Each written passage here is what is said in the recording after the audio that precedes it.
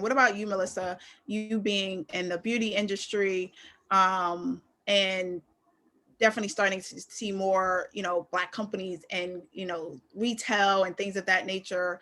Can you talk about how you're innovating that industry? And also even just with sustainable, like you said, products, but then also the containers that they come in, right? All of those things that are always plastic, right? You throw them out, you get another one. Right. So talk to that. Sure. In terms of how we're innovating, I have a couple of points. I wanted to move away from the separation and segmentation that happens with beauty and cosmetics products. So, the blue and gray bottles are for men, and the pink and colorful stuff is for women. And I'm like, do we not have the same skin or hair? Like, I don't understand, and then for kids, it's this. So for me, it was like, I don't want to do anything that's overly gendered. I don't want to do anything that's overly like just for kids, just for women, just for Black women or whatnot. Like, we all have skin, we all have hair. It's different textures. What does each texture need across the spectrum, and how can we make things a little bit more universal? So my packaging isn't, bright pink and colorful. It's like neutral colors that you'll find in nature. All the products can be used again by women, men, children of all ethnicities. It's not about, who you are, where you come from. It's about how dry your hair is, how dry your skin is, so let's focus on that. So that's number one. And then the ingredients that I choose to use are very focused. And it's not like I don't want to create, a new product line every year just because there are new buzzwords happening in the industry about what ingredients or what. I create products for a purpose. So if somebody's telling me, if I get so many requests for a type of issue, I'll research the issue. I'll figure out what are the best ingredients to deal with that. And then I'll start experimenting based on that. I just don't create products just to create more products.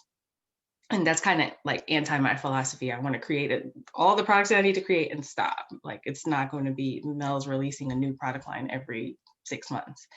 And so with that, it cuts down on the amount of products that people need to take care of their bodies, to take care of their hair or skin. You don't have to buy three different shampoos for, the parents and the kids or whatever. Like, everybody should be able to use the same products in a family or a household or however it is. Um, so those are the main three things that I like to focus on that troubled me about other, just the way that the industry is, and ethnic hair care here, men's stuff over there, kids over here. Like, I don't think that's all necessary.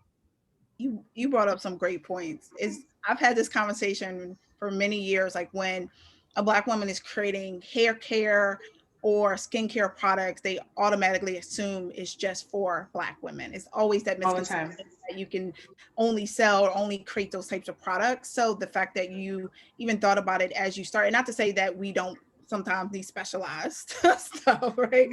Right. But it's understanding that us as Black women can create products for the masses, right? And that our products are thought out and beautiful and can be for skin, can be for everything. And I love your way of thinking when it comes to how you're creating products, and how, you're not just creating a bunch of products like just to create them, but they're for a reason, and they're helping certain issues that people are having. Yeah. I mean, that's a bigger conversation for another day. Just the assumption that Black owned businesses should only be supported by Black people, or, things that are cultural. Like, I like, other types of cuisine. So I go to everybody's restaurants. Right. I can go to different people's, cultural businesses and still appreciate them for what they do and still support them. So I think that it doesn't make sense for folks to get so stuck on only, this group of folks is going to support our business, or we only make things for this group of people. That's not really a sign of a healthy business. I think it should be a little bit more. You should have a target audience, but your products and services should be used by a larger, group of people.